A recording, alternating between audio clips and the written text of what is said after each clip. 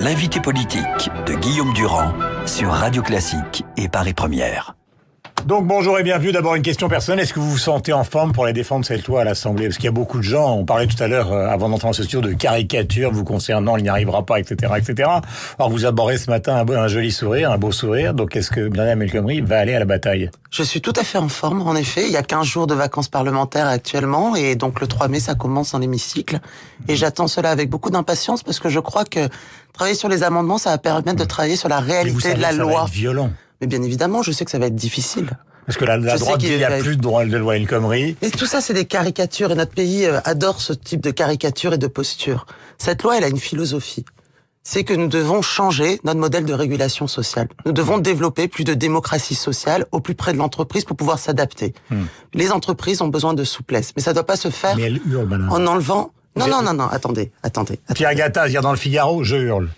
La CGPME, vous l'avez vu, il parle de coup de poignard, du coup. Mais écoutez. Depuis qu'on a appris la taxation des CDD. Donc il y a quand même un son de cloche qui n'est pas celui que vous venez de décrire. Mais cette loi n'a jamais été une loi pro-patron, contrairement à ce qui a été dit. Et cette loi n'est pas aujourd'hui une loi anti-patron. Ce n'est absolument pas la réalité. Cette loi, elle a 3 éléments essentiels. La première, c'est la capacité de donner des souplesses aux entreprises par la négociation collective. C'est-à-dire des souplesses négociées avec les représentants et salariés pour pouvoir s'adapter à un pic de commande, pic d'activité. Ça, c'est essentiel pour améliorer la compétitivité de notre économie. Le deuxième enjeu de cette loi, c'est permettre aux entreprises de se projeter, c'est-à-dire d'avoir assez de clarté et de prévisibilité. Et c'est en cela, nous l'avons toujours dit, cette loi vise à encourager l'emploi durable, c'est-à-dire l'emploi en CDI. Et c'est pour cela qu'il y a une totale cohérence avec la volonté du gouvernement, même si ça relève des partenaires sociaux, d'avoir une impulsion politique, notamment disant qu'il est possible, justement, que les partenaires sociaux doivent pouvoir moduler les cotisations s'agissant des CDD. Mais à partir du moment où on protège la jeunesse, mais qu'on demande à cette jeunesse d'accéder au marché du travail, qu'à l'autre bout du marché du travail, vous avez quand même les patrons des CGPME qui vous menacent d'un coup de poignard et de plus négocier sur rien dans les jours qui viennent, ça sert à quoi de former des jeunes qui ne pourront plus accéder à des PME dont les patrons ne veulent pas finalement? Ils sont en guerre maintenant contre vous. Nous avons toujours dit que nous avions un problème dans notre pays qui est le recours abusif au CDD. 50% des CDD qui sont signés sont des CDD de moins d'une semaine. 9 embauches sur 10 se font en CDD. Voilà la réalité. Et notre pays est le 2e pays de l'Union européenne utilisateur de CDD de moins d'1 mois. Et il fallait les taxer, ce qui existe déjà depuis 2. Exactement. Et qu'est-ce qui se passe aujourd'hui? Nous le faisons comme en Espagne et comme en Italie, puisque les organisations patronales prennent souvent l'exemple de l'Espagne et l'Italie. Cette modulation, notamment des taxations, existent aujourd'hui. Elles ont été mises en place il y a 2 ans par les partenaires sociaux. Elles n'ont pas eu les effets escomptés, c'est-à-dire qu'il n'y a pas eu moins d'utilisation de CDD, parce que la surcotisation a été modeste et elle ne concernait pas l'ensemble des contrats, des CDD. Donc l'objectif, c'est que là, nous affichons dans la loi l'impulsion politique du gouvernement, c'est notre droit, de dire que nous souhaitons que les partenaires sociaux puissent moduler les cotisations, mais c'est aux partenaires sociaux d'en mettre en œuvre les modalités. C'est essentiel, nous avons toujours dit que cette loi visait à favoriser l'emploi durable. Et donc l'objectif aujourd'hui, et c'est en totale cohérence avec ce projet de loi, quelle est la question qui est posée pour un chef d'entreprise? Ce que nous ont dit les organisations patronales, c'est qu'il y avait une réticence à embaucher en CDI, parce que justement on avait peur du contentieux. Que propose cette loi? Elle propose de donner de la prévisibilité, de la clarté, en disant quelles peuvent être les difficultés économiques s'agissant du licenciement économique. Vous n'êtes pas une naïve. Au départ, les patrons, ce qu'ils voulaient, c'est pouvoir licencier plus facilement, avoir le moins de dégâts possible au prud'homme et assouplir le marché du travail jusqu'à peut-être, effectivement, comme ça existe dans beaucoup de pays, le précariser totalement, en gros, pour être au fond dans la mondialisation. C'est ce que Gattaz a dit. Il dit finalement, ce qu'on nous propose, c'est la lutte des classes, c'est le refus de la mondialisation. Non. Vous l'avez lu dans le Figaro hier. Oui, mais c'est pas la réalité de la loi. La réalité. Et vous lui répondez quoi, Gattaz? Je lui réponds que les demandes des TPE étaient justement d'avoir plus de clarté et de prévisibilité par rapport au contentieux lorsqu'il y a une rupture d'un CDI. C'est ce que nous avons fait en apportant de la clarté sur le motif de licenciement économique, avec un travail parlementaire qui a permis d'avoir une distinction entre les grands groupes et les petites entreprises. Nous créons, les députés, dans le cadre de la Commission Affaires sociales, permettent aux TPE d'avoir une provision, notamment en raison d'un risque contentieux. C'est quelque chose d'assez novateur qui est intégralement dans ma loi. Mais la contrepartie de cela, donc ça favorise justement l'embauche en CDI. la contrepartie de cela, il est légitime puisqu'on a une situation s'agissant d'une forme d'hyper-précarité avec des CDD de plus en plus courts. Sachez juste un chiffre, 82% des embauches en CDD sont des réembauches. Donc on voit bien qu'il y a une utilisation parfois abusive des CDD, notamment des CDD les plus courts, dont sont les victimes, les femmes, les jeunes, les personnes les moins qualifiées de notre pays. Et donc, il est légitime que le gouvernement donne son impulsion politique. Mais je comprends votre point de vue, mais vous savez, lui, les commentaires de ce matin, il y a des gens qui disent c'est la loi Martinet. Donc, et qui représente William Martinet? Il représente combien? Oui, sachant que William Martinet, lui, appelle au retrait de la loi. Donc, à un moment, toutes ces postures et ces caricatures, ça prouve qu'il est ambigu lui aussi. Non, mais il faut cesser. Hier, il y avait autour de la table 8 organisations jeunesse. Il n'y avait pas que l'UNEF. Il y avait la JOC, qui s'occupe des jeunes, notamment issus des quartiers populaires. Il y avait le MRJC, qui s'occupe notamment des jeunes en milieu rural. Toutes ces organisations jeunesse ont fait part de propositions. Elles ne sont pas toutes relatives à ma loi.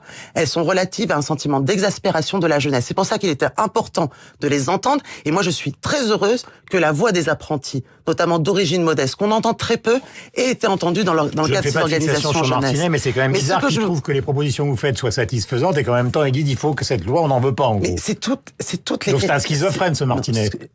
Je ne me permettrai absolument pas. Ce que je veux vous dire aujourd'hui, c'est que d'un côté, j'ai des organisations patronales qui disent que cette loi a été vidée de son contenu, et de l'autre côté, j'ai Monsieur Martinez, par exemple, de la CGT, qui dit qu'il faut le retrait de cette loi. Regardez un petit peu toutes ces postures et ces caricatures que nous pouvons avoir d'un camp à l'autre. Nous avons trouvé un compromis équilibré.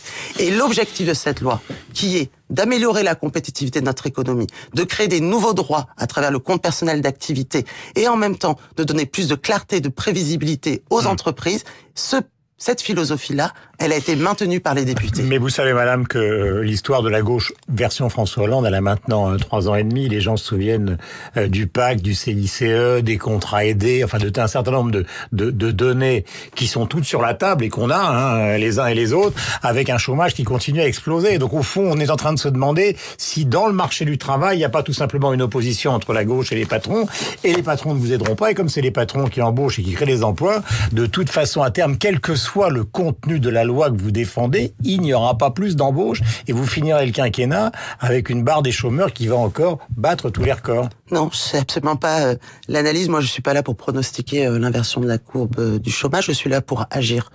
Et les éléments que vous donnez sont faux. Nous avons changé en termes de signaux économiques.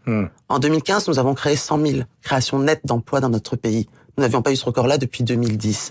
Donc nous voyons bien que nous avons des... Non, je vous parle d'emplois marchands. Nous voyons bien que nous sommes aujourd'hui dans une situation économique qui est meilleure.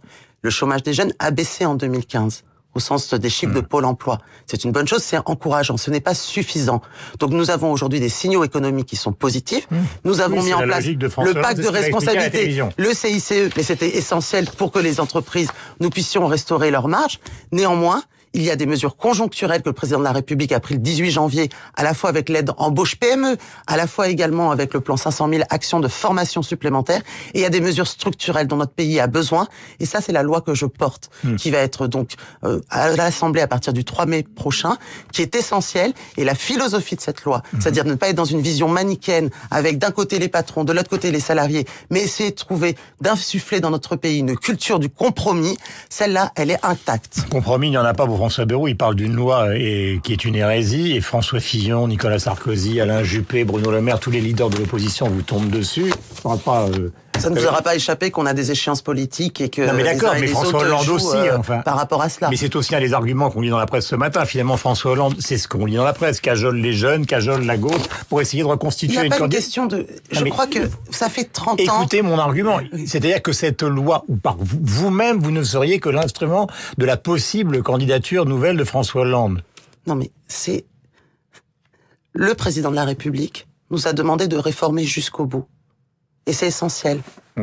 Agir en politique, c'est pas toujours être populaire, et j'en sais quelque chose. D'accord. Agir en politique, c'est être lucide sur le diagnostic de notre pays et essayer de promouvoir des réponses qui sont en phase avec le monde du travail aujourd'hui. Donc il n'y a voilà quelle est ma mission aujourd'hui. Je comprends, mais il n'y a aucune pensée une arrière-pensée politique de Manuel Valls et de François Hollande aujourd'hui. Non, mais vous savez, un quinquennat, c'est 5 ans. Excusez-moi, c'est pas 4 ans. Je le savais. Oui. Un quinquennat, c'est 5 ans. Et donc, la 4e année, elle est importante. Elle est importante et nous sommes tout à fait lucides à la fois sur le diagnostic de notre pays et nous savons que nous avons besoin de mesures structurelles. C'est le sens de cette loi et cette loi n'est pas là ni pour cajoler les organisations jeunesse, ni pour cajoler les organisations patronales. Elle est là pour faire avancer notre pays. Mais je voudrais vous reposer une dernière question parce que il y a tellement de choses dans cette loi, il y a eu plusieurs versions, donc évidemment le détail est très important et je comprends que vous le défendiez évidemment pied à pied. Mais ce que je ne comprends pas sur le fond, vous dites on n'est pas là pour cajoler la jeunesse, ok, on n'est pas là pour cajoler les patrons, mais comment ne pas cajoler les patrons puisque c'est eux qui créent l'emploi? C'est ça que je ne comprends pas et que personne ne comprend. C'est pas une question. C'est pas l'État qui va créer les emplois, c'est soit les grandes entreprises, soit les petites et moyennes entreprises. Donc si vous les avez pas dans votre camp, c'est cuit. Non mais attendez, qu'est-ce que ça veut dire être dans son camp? L'objectif de cette loi, c'est en effet d'améliorer la compétitivité de notre économie. D'accord. Donner des souplesses aux entreprises, c'est encore dans cette loi. Et ça y restera. C'est la philosophie de cette loi. Mais ces souplesses sont négociées. Nous l'avons dit depuis le début. Et c'est en ça que ce projet de loi, et c'est pour ça que ce projet de loi est un projet de loi social-démocrate. Est-ce que vous voulez les revoir? Ce qu'ils disent aujourd'hui, c'est par rapport à la question de la surtaxation des CDD. Ben oui, ce n'est pas par rapport à l'intégralité de cette loi. Ils ont bien conscience que cette loi est un pas en avant, notamment en termes de prévisibilité, de clarté. Ils craignent aussi la réintégration des syndicats dans les petites entreprises, etc., etc. Vous le savez, vous l'avez lu. Mais qu'il y ait une incompatibilité culturelle dans certaines petites entreprises par rapport aux questions syndicales, c'est une question qu'il faut poser en effet. Mais bien évidemment, pour moi, les souplesses doivent être négociées. C'est le sens de cette loi. Et d'ailleurs, des syndicats réformistes sont prêts à prendre leurs responsabilités pour développer les accords d'entreprise. La négociation d'entreprise est au cœur de cette loi et elle le restera. J'ai une dernière question. Pardonnez-moi de vous interrompre parce que nous sommes arrivés au terme de cet entretien. Merci d'être venu ce matin sur l'antenne de Radio Classique et de Paris Première. Les gens sont un peu stupéfaits par la sortie de Jean-Marie Le Guen qui débarque justement en plein milieu des conversations que vous avez avec les jeunes pour, au fond, arrêter la pénalisation du cannabis. Est-ce que ce serait une autre version aussi de la loi El Khomri, c'est-à-dire de faire plaisir aux jeunes en leur disant « Allez les gars, le pétard c'est reparti » ? Non, écoutez, absolument pas. Je ne sais pas dans quel contexte Jean-Marie Le Guen s'est exprimé sur le cannabis, mais ça n'a strictement rien à voir avec ma loi, ni par rapport au contexte, ni par rapport au contexte. On y voit une sorte de démagogie pro-jeune, quoi. C'est-à-dire, à la fois, on les aide, on prolonge les bourses, et en même temps, on leur fait miroiter l'idée. Non, absolument pas. Vous ne croyez pas aux arrière-pensées, vous, c'est ça qui est bien. Et vous savez, moi, je suis profondément concentré sur la mission que m'a donnée le président de la République. Alors j'entends plein de caricatures, plein de postures ici ou là, et je déteste ça en politique, je vous le dis très clairement. Donc moi, je reste dans mon rail et concentré sur ma mission, parce qu'elle est importante, et servir mon pays, c'est essentiel. Après, s'agissant du cannabis, je ne sais pas dans quel cadre Jean-Marie Le Guen s'est exprimé sur le sujet, je pense qu'il a dû le faire à titre personnel. Après, moi, je pense que cette question, elle ne pourra être réglée dans notre pays que si les politiques ne s'en mêlent pas. C'est-à-dire que je crois qu'il faut être en capacité d'avoir un débat. Vous êtes pour ou vous êtes contre, vous ? Non, moi je pense qu'il faut, au-delà d'être pour ou d'être contre, je pense que le cannabis est une vraie problématique dans notre pays, notamment on dirait que quand on consomme particulièrement jeune, que ça peut créer des retards, notamment en termes de suivi scolaire, que ça a un impact bien sûr sur le cerveau des plus jeunes, mais je crois aussi qu'il est important d'avoir une réelle politique de prévention, et aujourd'hui, le cadre légal qui est appliqué peut mettre en difficulté cela. Donc moi, ce qui me semble important aujourd'hui, c'est que nous puissions avoir un débat, mais peut-être un débat plus serein. Et donc, j'invite les politiques de ne pas s'en mêler, mais peut-être de laisser les chercheurs, les universitaires, les médecins s'emparer de ce débat. Merci beaucoup, Myriam El Khomri, donc d'être venue ce matin sur l'antenne de Radio Classique et de Paris Première. Je rappelle qu'il va y avoir un petit espace, disons, de repos, de détente, et qu'après la grande bataille aura lieu avec vous en première ligne, donc au Parlement. Bonne journée à vous. Merci à vous.